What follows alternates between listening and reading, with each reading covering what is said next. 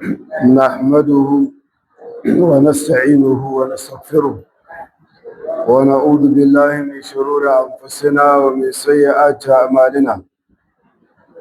من يهده الله فلا مضل له ومن يضلل فلا هادي له، وأشهد أن لا إله إلا الله وحده لا شريك له، وأشهد أن محمدا عبده ورسوله. يا أيها الذين آمنوا اتقوا الله حق تقاته ولا تموتن إلا وأنتم مسلمون. يا أيها الناس اتقوا ربكم الذي خلقكم من نفس واحدة وخلق منها زوجها وبث منهما رجالا كثيرا ونساء، واتقوا الله الذي تساءلون به والأرحام إن الله كان عليكم رقيبا. أما بعد، رب اشرح لي صدري ويسر لي أمري واحلل عقدة من لساني يفقه قولي. يا جماعة المسلمين، السلام عليكم ورحمة الله وبركاته.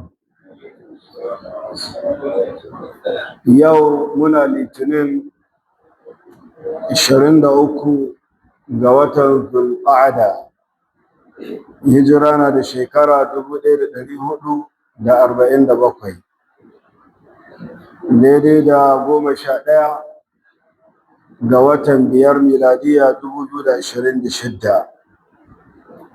Gashi kuma cikin yarda Allah madaukakin sarki da kaddarawarsa ya sake haɗa mu a wannan masallaci mai tarin albarka, masallacin marigayi Rijiyar Umaru rahimahullahu ta'ala da ke nan Gwiwa, don ci gaba da karatunmu kamar yadda aka saba. Muna karatu ne cikin littafin Sheikh Usman bin Fodiye ta game da Allahu bi rahmati, kitabu sauƙin ummati ila ittiba'i sunna. To idan ba ku manta ba, muna cikin kitabun salati na ainihin wannan littafin, kuma muna cikin babi da yake bayani game da sallar idi. Sallar idi guda biyu. Karatun da ya gabata mun ji matsayin sallar idi. Wasu malamai sun tafi akan cewa sallar idi fardu kifaya ce, wasu sun ce sunna ce mai ƙarfi. Sannan daga cikin ladubba na yinin idi mun ji cewa idin azumi, bayan kammala sallar azumi, idi da ake yi na sallar azumi, to ana so kafin mutum ya fita idi ya samu abin da ya ci, ya samu koda ƙwarorin da binai ne ya ci, in babu da bino ya samu abin da ya sauƙa dai karya kumallo kafin ya tafi. Sannan mun ji cewa sallar idi na layya shi kuma abin da sunna kame baki ake yi, ba sai an yi sahur ba. Abin da ake bukata kawai kada ka karya kumallo sai ka ta idi ka dawo. Wannan idi da ke tafe muna da rayuwa na da kwanuka kaɗai insha Allah. Allah ya sa da mu za a yi. To sunna ne ya zama ka kame bakinka, ka tafi idi, bayan kammala sallar idi in ka dawo, to in Allah ya azurta ka da dabbar layya, to an so ka ci daga ka karya kumallo da naman wannan dabbar ta layya. In kuma baka samu dabbar layya ba, ka dawo idi shikenan, abin da ya sawaka sai ka karya kumallo da shi. Ka samu tuwon dawa ko na masara, sai ka bismillah ka karya kumallo ko. To sannan mun ji cewa ana so a yi sammako, sallar idi ana so a yi ta da wuri-wuri, ba sai rana ta yi zafi ba. Da zarar rana ta bullo ta ɗago gwargwadon goron mashi, to lokacin sallar idi ya fara, kuma an fi son a yi ta da wuri, musamman wannan da ke tafi sallar idi ta layya, ana so a yi ta da wuri-wuri. Idan aka kammala sai kowa ya zo wanda Allah ya azurta da dabba ya yanke dabba su ta layya. Sannan mun ji cewa kuma inda aka sallar idi shine can wajen gari, bayan gari can cikin daji, filin fallau can bayan gari can ake tafiya a yi idi. In ba wanda yake zaune a Makka ba, mun sa a Makka harami ake sallar idi. To nan mun ka kwana ga karatun da ya gabata. Babi na gaba mala ya ce babu ma ja fi karahati hamlis silahi ila salatin idi min ghairi an yatahaffaza hala hamlihi min isabati ahadin min an-nas. Yace babu ma ja fi karahati hamlis silah. Wannan babi malam yace ya zo ne don ya mana bayanin cewa an hana ɗaukar makami. Karaha anan, karahiya anan ba na makaruhanci, ba na makaruhi ba, na mai ma'anar tahrim.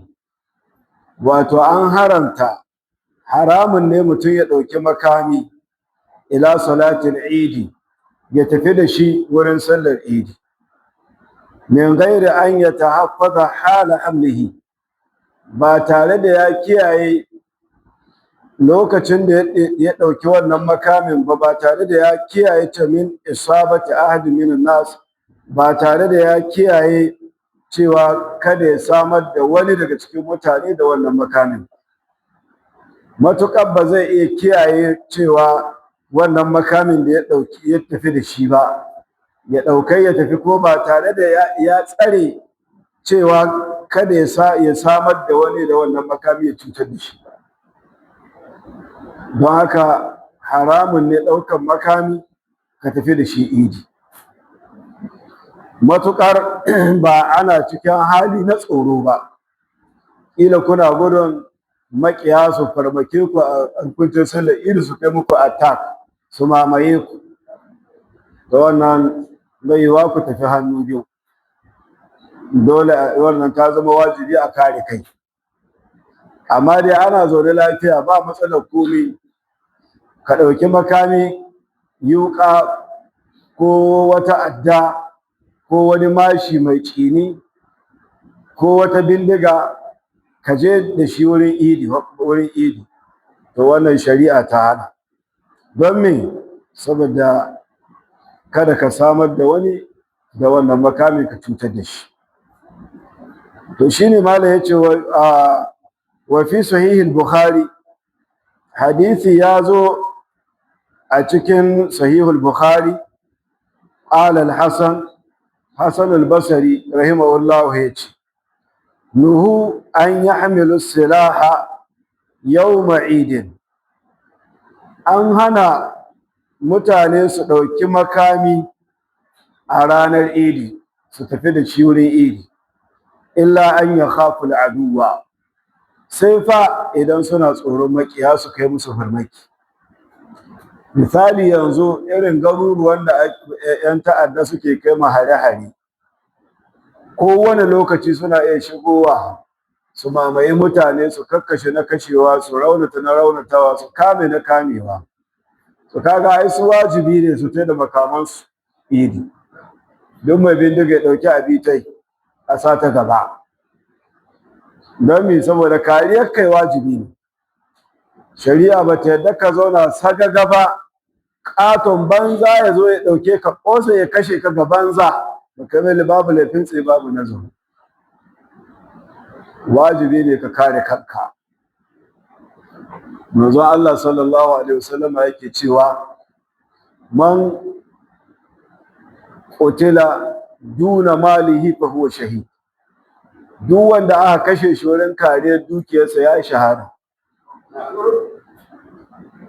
Kana da dukiya, ɗan ta'adda ya zo ya mamaye ka ce kawo ta, sai ka ce ba zan bayar ba. Namiji kake, namiji niki, mu kwabza, in ka buge ni sai ka ɗauka. A buga wuta, in ya kashe ka kai shahada, ka ta yi aljanna, ka huta da wanga zahi. in ka kashe shi ka kashe banza ya tafi wuta ko wani bawa Allah sahabi annabi sallallahu alaihi wasallam ya zake tambayar annabi sallallahu alaihi wasallam ya ce ya manzo Allah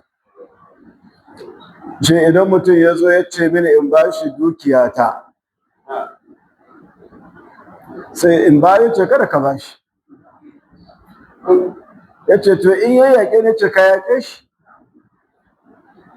ya ce in ya kashe ne ce kana aljanna in na kashe shi ce yana wuƙi shi kuma yana wuta don kaga kariya kai wajibi ne da haka in akwai barazana ta rashin tsaro to wannan dole ne duk wanda adda makami ya tada abi ne wuri idi don kare kai Allah shi ba mu lafiya da zaman lafiya malam yace wa fihi aidan har wa yau yazo a cikin sahihul bukhari an sa'id ibn jubair qala daga sa'id dan jubair yace kuntu ma ibn umara hina asabahu sinanur rumhi yace na kasance tare da abdullahi dan umar lokacin da tsinin mashi ya kafe ma abdullahi dan umar fi akhmas qadamihi ga duddugen kafarsa wani ya harbo mashi kawai sai ga duddugen abdullahi dan umar shine sayyid dan jubair ya ce lokacin ina tare da abdullahi dan umar falaziqat qadamuhu birrikab sai kafarsa ta manne ga ainihin likafar da ya taka don ya hau ainihin abin hawansa ai mun san likafa doki ba ana azamai likafa da aka taka kaka sa kafa ka ciki ka hau ba to nan inda ake sa kafa wanda ake sa kafa a taka a hau abin hawan to dan Umar ya aza kafarsa saman wannan likafar sai wannan kawai ya halbo wannan kibiya sai ta kafe mai ga duddugen kafa sai kafarsa ta manne ga ainihin wannan likafar ta doki yace fa nazaltu sai Sa'idu dan Jubairu yace sai ni sauko fa naza'atuha sai ni cire mai wannan kibiyar da aka harbe shi da ita da ta kafe mai ga dudduge wa zalika bi minan wannan kuma ya faru a Mina fa balaga al-hajjaj labari ya kai ma hajjaj lokacin shi jagora shi shugaba sannan shi amir shi shugaba mun san hajjajun da Yusuf Saqafi ko baka san shi ba ka taba jin tarihinsa wani dan ta'addan shugaba na da anka taba yi wanda ya kai ya kashe sahabbai da yawa ya kashe tabi'una da yawa bayan ya kashe Abdullahi dan Zubair dan goggon manzon Allah sallallahu alaihi wasallam yasa aka kere shi to shine shugaba a lokacin kuma ana wurin aikin hajji ne a Mina wannan al'amari ya faru ga Abdullahi dan Umar to fa balagal hajjaj labari ya kai ma hajjaju cewa an harbo kibiya ta kafe ma Abdullahi dan Umar ga duddukin kafa waja'ala ya'udu sai hajjaju ya je don ya gaida Abdullahi dan Umar da wannan al'amari da ya same shi fa qala al-hajjaj hajjaju da yazo inda Abdullahi dan Umar sai ce launa alamu man asabaka yace da mun san wanda ya harbo wannan kibiya ta sai ya same ka da ita da mun hukunta shi tunda ba a san wanda ya harbo kibiyar ba faƙalar da Umar ɗan Umar ya ce anta asabtani ai kai ka harbe ni da kibiyar ba wani ba ai kai ka harbe ni da ita ƙala ya ce wa kaifa sai Hajjaj ya ce yaya za ka ce ni na harbe ka da ita ƙala ya ce hamalta silaha fi yawmin lam yakun yuhmalu fi ai kai ka ɗauko makami ka zo da shi yinin da ba a ɗauko makami a zo da makami a cikin wannan yini kenan kai kaɗai matsayinka na shugaba kai ka zo da makami tare da kai tunda kai ka ɗauko makami kuma ga ka dama yadda kake sauran mutane su ma ba dole su kare kansu ba don haka tunda kai an shugaba kai ka zo da makami don haka ni kai ka harbe ni ba wani ba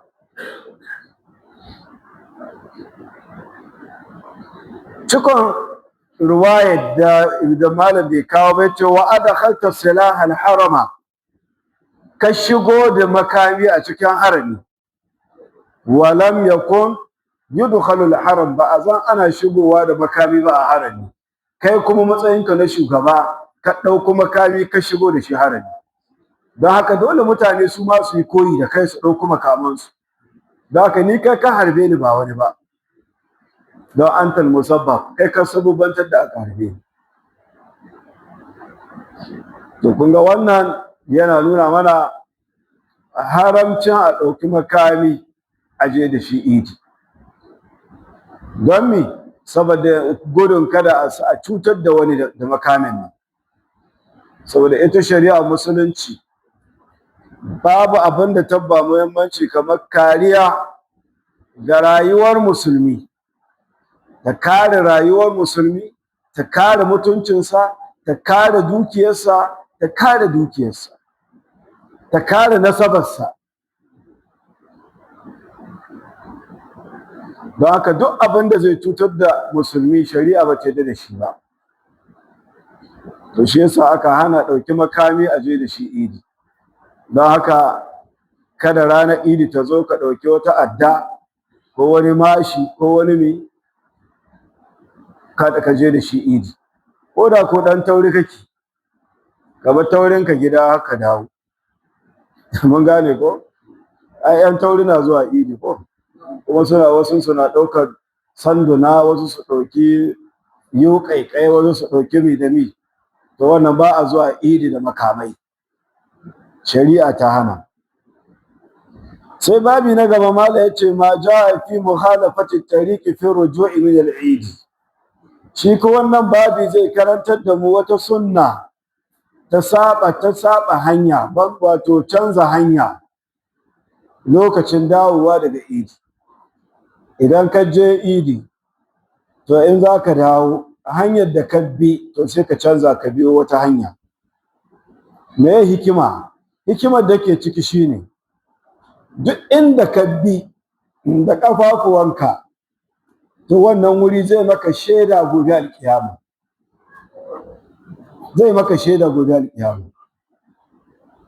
to don ka samu ainihin wurare da dama su yi maka shaida to shi yasa ake so ka canza hanya wasu malamai suka ce na daga cikin hikimar canza hanya wannan hanya da ka bi ka tafi ila akwai mushrikai nan makiya kafirai masu jin takaicin musulmi to ranar idi ce musulmi sun ci kwalliya kayi ado sai ka biyo ta nan duk mushrikin da ya gane ka yare ne zai ɓaci ko zai ji takaici ya ji kamar ya mutu to kaga mushrikan wannan hanya duk ka ɓata musu rairan nan to in za ka sai ka canza hanya kuma na waccan hanya su ma su ji takaici wasu malamai suka ce yana daga cikin hikima ta canza hanya ba idi ba kawai duk ayyukan alkhairi ana so ka canza hanya in dubi marar lafiya ka tafi to hanyar da ka bi ana so ka canza wata hanya in za ka dawo don ka samu rere da yawa su yi maka shaida saboda akwai bayan Allah da in sun ka mutu sun ka bar duniya Allah ta'ala ce sama da ƙasa sai sun yi kuka saboda mutuwarsu me zai sa sama da ƙasa ta yi musu kuka saboda wuraren da suke tafiya suna ayyukan nan na alkhairi hanyar da ka saba bi kana zuwa masallaci hanyar da ka saba bi kana zuwa wurin wa'azi hanyar da ka saba bi kana zuwa makaranta ka saba bi kana sada zumunta duk da ka mutu sawunka ya dauke daga waɗannan hanyoyi ko to za su yi kuka na bakin cikin rashinka amma akwai waɗanda ko sun mutu sama da ƙasa ba ta yi musu kuka da su ba aiki alkhairi suke babbanna suke to shine malam yace wa fi sahih al-bukhari an jabir qala kana an-nabiy sallallahu alaihi wa sallama idza kana yawm eid khalafa dariqa. Ya zo a cikin sahih al-bukhari daga jabir dan abdullahi al-ansari Allah ta'ala ya kara musu yadda. Jabir yace kana an-nabiy sallallahu alaihi wa sallam, annabi tsira da amincin Allah su tabbata a gare sa ya kasance idza kana yawm eid, idan ranar idi ya kasance khalafa dariqa, to yana canza hanya. Hanyar da ya bi in zai dawo sai ya canza hanya. Don haka sunna ce in ka je idi in za ka dawowa ka canza hanya. Ma jaa fil bada'i bis salati yawm idin nahri, sai kuma babin da zai bayani game da farawa da sallah ake fara yi a ranar idin layya. Ba idin layya ba kawai, duk idi na azumi da na layya an ka ba abinda kai tsaye da liman ya zo, abinda zai kawai ya shiga gaba a tayar da sallah ake fara yi. Bayan an kammala sallah sannan liman ya yi hudu ba.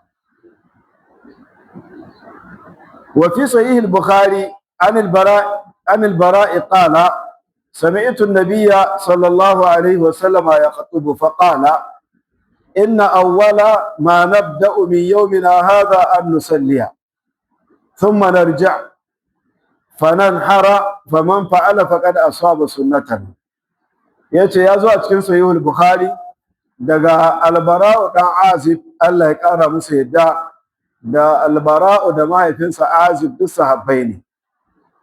qala bara'u yace sami'tu an-nabiyya sallallahu alaihi wasallam yaqtubu, naji annabi tsira da amincin Allah su tabbata a gare sa yana huduba.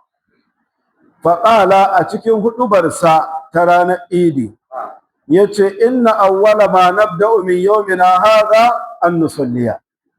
Yace farkon abinda muke farawa da shi a wannan yini namu na idi, muna fara yin sallah ne. Sallar idi ita ce farko, thumma narji'a, sannan mu dawo fananhara, mu soke dabbobin mu na layya. Faman fa'ala, duk wanda ya aikata haka, da ya je idi ya fara yin sallah, bayan kammala sallah an yi huduba aka koma aka yanke dabba sadalayya, to faqad asaba sunnatana, ya dace da sunnar mu. To kun ga wannan hadisi da malam ya kawo yana nuna mana cewa a ranar idi farkon abin da ake fara yi in an je idi shine sallah. Don haka su al'umma idan suka tafi da wuri-wuri suka yi sakko, za su je suna masu yin kabbarbari. Idan suka isa idi, mun san cewa ba a nafila kafin sallar idi. Da ka je fakon idi zama za ka yi, ka yi zaune ka yi ta kabbarbari, Allahu akbar, Allahu akbar, la ilaha illallah, Allahu akbar, wallahu akbar, walillahi alhamd. Kai ta yawaita takbiri har liman ya zo. To liman na zowa, kawai abin da aka ce kai tsaye ya shiga gaba kawai a tada sallah. Bayan an kammala sallah sai ya tsayu ya yi ma al'ummar musulmi huduba, ya yi musu wa'azi, ya faɗakar da su, ya tunatar da su Allah, ya gaya musu wasu daga cikin hukunce-hukuncen wannan rana ta idi. Wannan shine abin da ya dace. Bayan an gama huduba sai kowa ya dawo. Dama ana gama huduba, in liman na da rago kaga zai yanke ragonsa, kowa ya gani ko? Yace to imam ya yanke rago, don haka sauran al'umma duk sai su dawo gida kowa ya yanke nashi. In kuma liman bai da rago, shikenan dai ya kammala idi, ya yi sallah, an yi huduba ko? Kaga an kammala, da haka sai ce to jama'a kowa ya ce yanke dabbarsa. Tunda ai tana yawa a liman bai da rago, ko ba ta yawa? Sau da yawa an kai, tunda dakarci yawa al'umma yawa. In ba dakaru ba, haka liman ya jagorance ku idi bai da ragon layya. Sai dakarci ko? Kuma da yawa aka yi. Shi Allah ya sauwaka.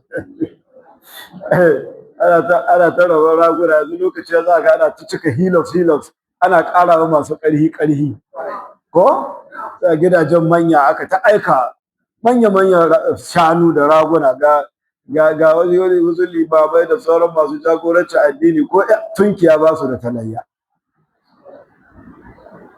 ko duk da yake kun san wannan gwamna yana ba limaman a ragunan layya ko kuɗin sayan raguna ko bara an ba mu babban liman ana ba shi 100,000 na'ibi a ba shi 50,000 lada a ba shi 50,000 yanzu ragun 100,000 na layya bana yana layya bai layya ko?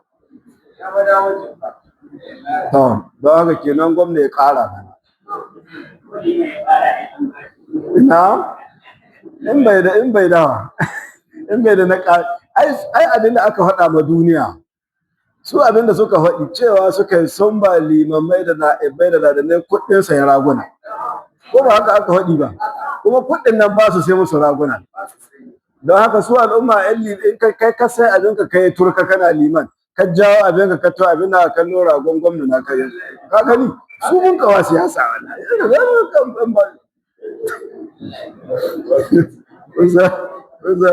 kun san bana ga azumi da limamai suka samu promotion bana ba masara an ka ba su ba sai an ka ba da shinkawa ko shinkawa kaga an daga musu daga masara da an ka ba su da bana an ka ba su shinkawa ni ta har yanzu bata kare ba kun san dalilin da yasa bata kare ba saboda da tsakkuwa da barwa da duk babu abin da babu cikin ta kuma ga ta an sunke ta cikin jikkan kwarai in ka ga ta zaka amma in mace za ta abinci da ita sai ta baka tausayi yini ta kai wahalar cinta ita yanzu kaga ga ita aka ba liman na imani gwamnati na ce irin ta kwamishina ne na ce irin ta SA ne na ce irin ta sai an tsaya na cinta barwa gidan gwamnati amma liman an bayi wanda sai ka wahala amma kuma duniya takaici ma talaka ka yan siyasan ma takaici suka ji don me aka ba liman shinkafa mai tsakkuwa su sun kai siyasa liman aka ba shinkafa mai tsakkuwa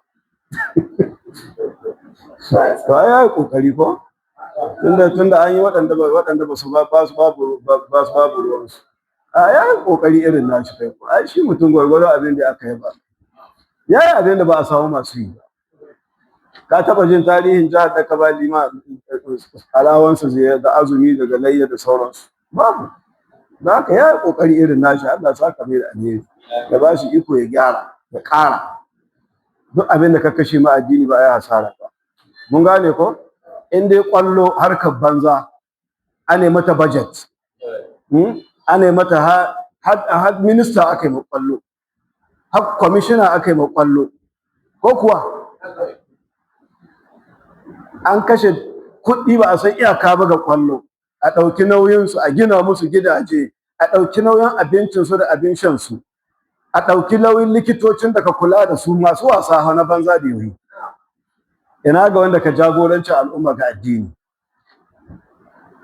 ya jagoranci al'umma shi ka ba su sallah shi ka yi musu jana'iza ya abutu shi ka wa gawa wanka gawa nan duk wanda take lima aka bida ko ba lima aka kira ba duk wanda take ko wata gawa ya anka kire ka zo don ɗaya yana aikin Allah ne da ƴan uwan mamaci za ka ga jayewa suka su baka wuri ba duk wanda kace wani da kanin sai ka ga yana so na jaye a baka wuri ne don me wani zaka ci mai babu kyawu gani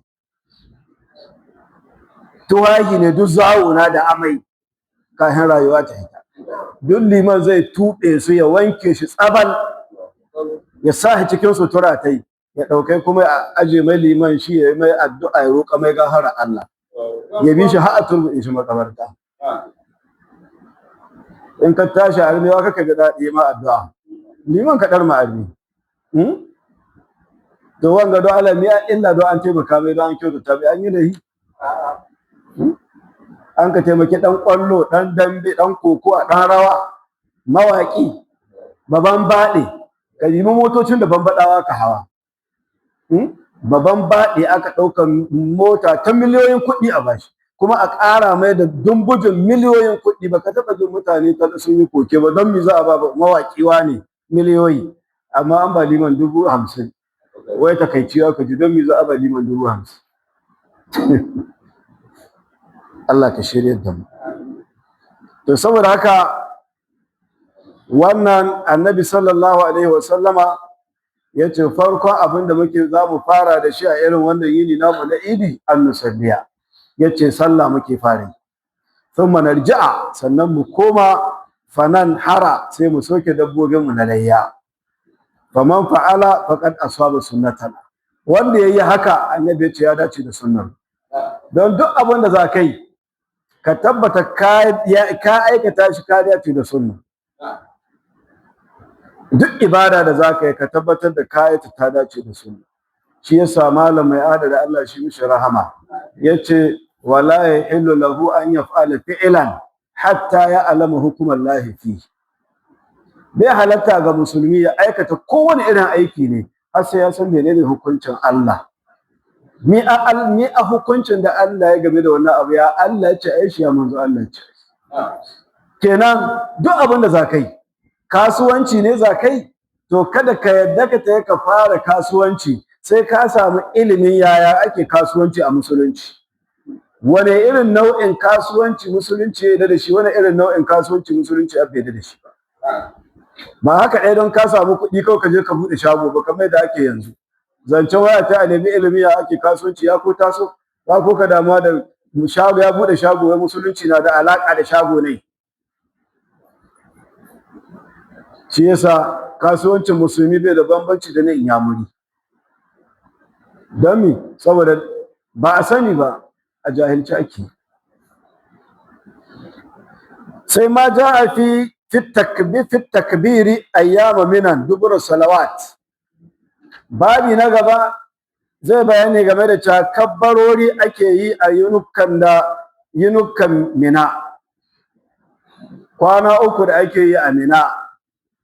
To waɗannan yunuka ne da ake so a raya su da kabbarori da zikirori da ainihin haɗi da abin da ya shafi ainihin talbiya duk aitai.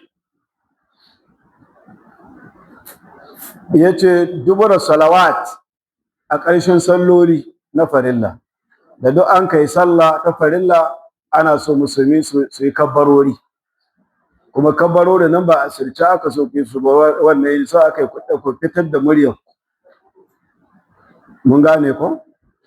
Shine yace wa fi sahih bukhari, da ya zo a cikin sahih bukhari, kana ibn umar yukabbiru bi minan tilkal ayyam.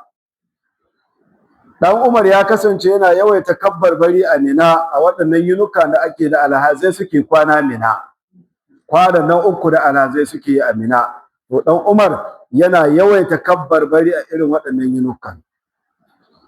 Wa khalfas salawat, haka bayan salloli na farilla yana yawaita kabbarbari. Wa ala firashihi, kai dan Umar a waɗannan yunukan yana kwance akan shimfiɗarsa kabbarbari yake yi. Wa fi fustatihi, yana cikin hemarsa rumfarsa kabbarbari yake yi. Wa majalisihi, yana majalisinsa wurin zamansa kabbarbari yake yi. Wa mamshahu, in yana tafiya kabbarbari yake yi.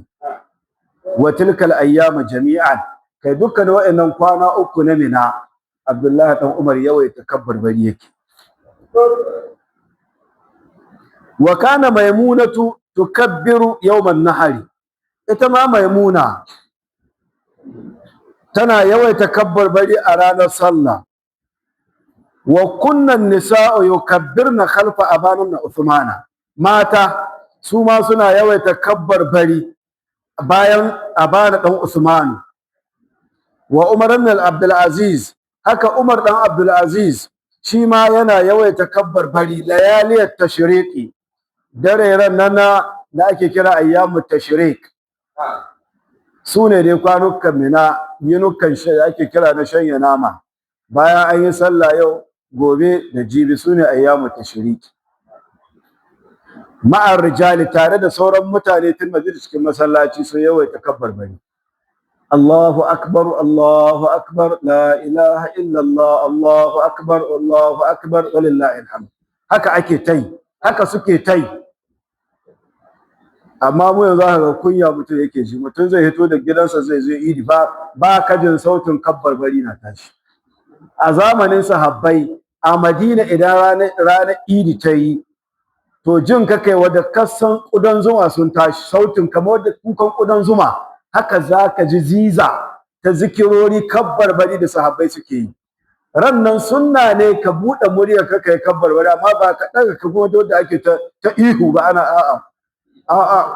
Allahu akbar, Allahu akbar, Allahu akbar, la ilaha illallah, Allahu akbar, Allahu akbar, walillahi alhamd. Maza da mata a cika gari da kabbarori wannan lokaci. Wannan shine sunna. Bayan ana kabbarbari har a tahi idi a dawo ana kabbarbari. Kai waɗannan yunukan gaba ɗaya da kwana uku bayan sallah duka yunuka ne da ake so a yawaita kabbarbari a cikinsu, musamman bayan salloli na farilla duka ai. Lokaci yayi ko? Akwai saura? To wannan kenan dangane da abin da ya shafi sallar idi da malam ya kawo. To da yake muna fuskantar idi kuma muna babin idi, yana da kyau mu ƙara sanin wasu daga cikin ladubba na idi, na ranar idi. An sha faɗi amma a maimaita duk mutane su ƙara kiyayewa. Daga cikin ladubba na tafiya na ranar idi, ana so ka yi sammako ka tahi da wuri. Kafin ka tahi ka yi wanka, sunna ne wankan idi.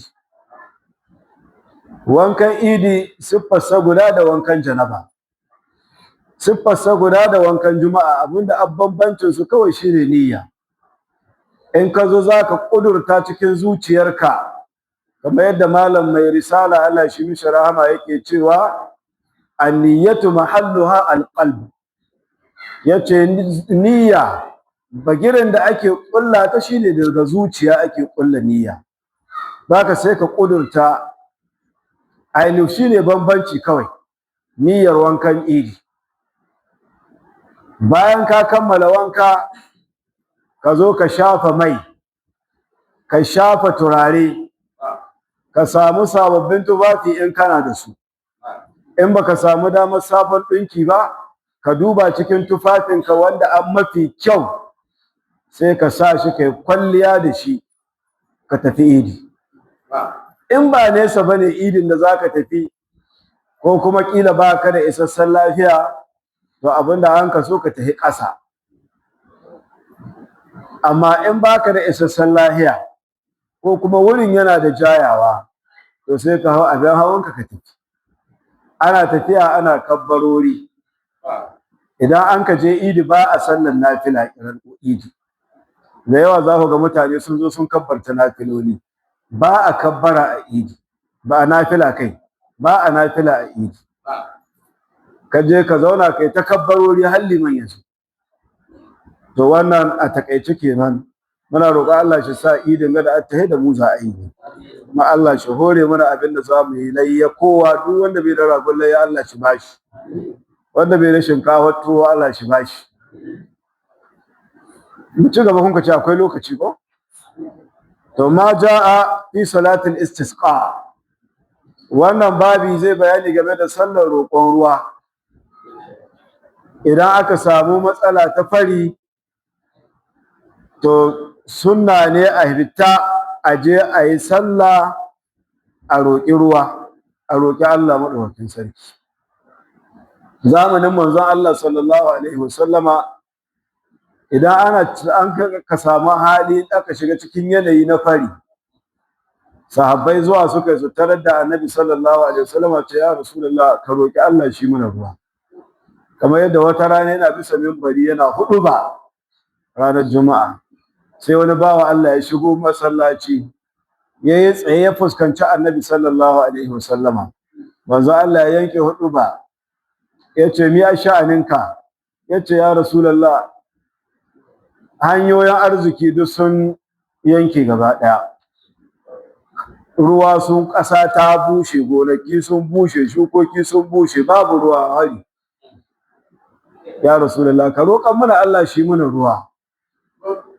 Sai manzon Allah sallallahu alaihi wasallam nan take ya daga hannuwansa masu albarka yace Allahumma agisna, Allahumma agisna, Allahumma agisna.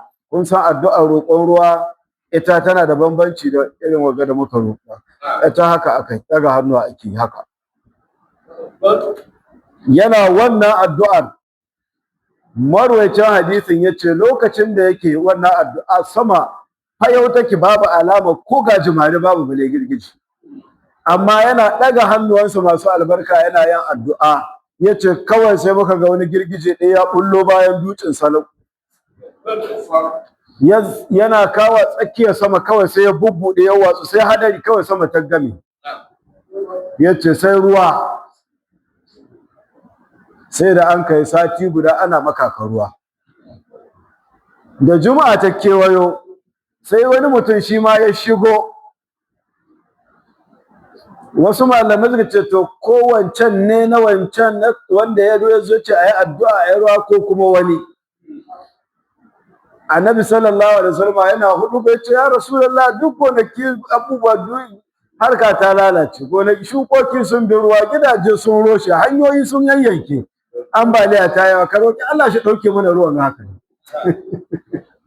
Kaga dan adam. Shikenan sai Annabi sallallahu alaihi wasallam ya ce Allahumma hawalaina la alaina, Allahumma hawalaina la alaina. Marwaci hadisi yace da Annabi ya ishara da hannun ta, ya Allah hada ruwan ga su koma gefen mu, ba su bazu ba akan. Inda duk ya ishara da hannunsa mai albarka sai hadari ya yanke ya can.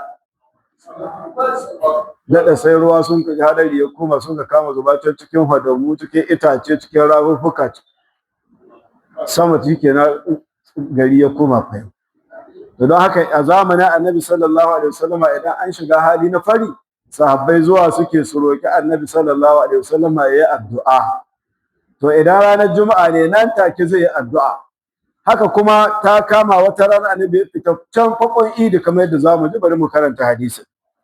وفي صحيح البخاري عن عباد بن تميم عن أمه قال خرج النبي صلى الله عليه وسلم إلى المصلى يستسقي.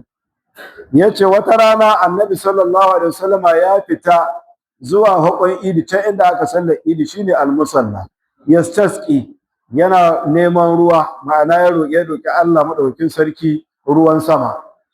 Wastaqbala al-qiblata, Annabi sallallahu alaihi wasallam ya fuskanci al-qibla. Fasalla raka'ataini, ya sallaci raka'a biyu. Wa fihi, cikin dai Buhari aidan har wa yau an ammihi, daga amminsa shi Abbad ibn Tamim yace wa kana min ashabin nabi, shi ammin nashi yana daga cikin sahabba Annabi sallallahu alaihi wasallama. Akhbarahu, ya bashi labari cewa annan nabiyyi sallallahu alaihi wasallama kharaja bin nas yastasqi lahum. Annabi sallallahu alaihi wasallama ya fita tare da sahabbai, ya je roƙan musu ruwan sama, ya roƙan musu ruwa. Faqama, ya tsayi fa da Allah qa'iman, ya roƙi Allah ya da tsaye, yayi addu'a. Thumma tawajjaha qibala al-qibla, sannan ya fuskanci daura da al-qibla. Fa hawwala rida'ahu, ya juyar da mayafinsa. Fa usqu, nan take sai aka yi musu ruwa. Kenan da yaje yayi sallah, da ya gama sallah sai ya ainihin yi tsaye, ya addu'o'i. Da ya gama addu'a sai ya fuskanci alƙibla, sai ya juyar da mayafinsa. Yana da mayafi, ma'ana sai ya mai da mayafi na gehen kafaɗar dama, juya shi mai sai kafaɗar hagu, na kafaɗar hagu ya mai sai kafaɗar dama, ko kuma ya birkice shi. Mun gane ko? To shi ke yan fa'us ku yi addu'a, sai ku ɗaya an kai musu ruwa, Allah ya ruwan sama. Don haka wannan haka ake yi, sallah ake fita a yi, raka'a biyu wadda ka saba nafilarka. Raka'a biyu ake yi, kuma ba tsawaitawa ake yi.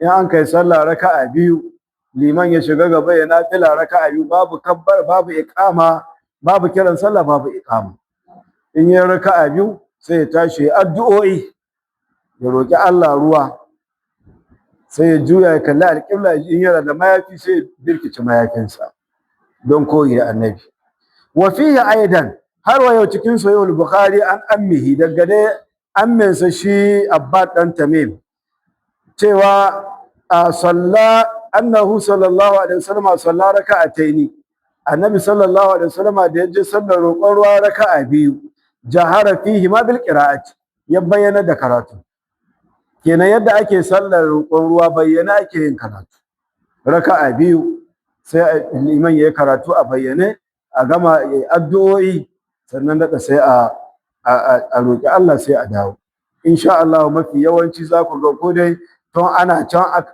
Allah ka kawo ruwan wani lokaci ana bisa hanya wani lokaci kuma sai an dawo wani lokaci cikin dare sanda dai Allah ya so sai in dai an ka roƙi Allah Allah zai kawo agaji insha Allah to wannan kenan da malai ya kawo game da sallar roƙon ruwa sannan idan za a tafi daga cikin ladubba na tafiya sallar roƙon ruwa ana so a yi tafiya tare da tawali ana so in za a tafiya in za a hitowa kada a fito da tuhahi na alhurma a'a kowa ya sawo tufafi masu sauki na nuna tawali kada a ci ado da kwalliya a'a tufafi waɗanda ba na alfarma ba saboda tawali kada ka sawo takalma masu tsada ka sawo kowa ya sawo yan slippers ɗine a tahi ana tahiya kuma tahiya cikin natsuwa ana sassabtar da murya tare da tawali'u haka ake tafiya har a tayi a fakon idi a yi raka'a biyu a yi addu'o'i a roƙi Allah subhanahu wataala to muna roƙon Allah ta'ala abinda aka karanta daidai Allah madaukakin sarki ya ba mu lada ya ba mu iko mai aiki kurakurai Allah ta'ala shi yafe mana ya share shi a cikin zukatanmu mu Shehu Usmanu dan Fodiyo da ya rubuta wannan littafi muna roƙon Allah ta'ala ya bashi aljannatul firdaus muna roƙon Allah ta'ala ya gafarta mana zunubanmu manya da ƙanana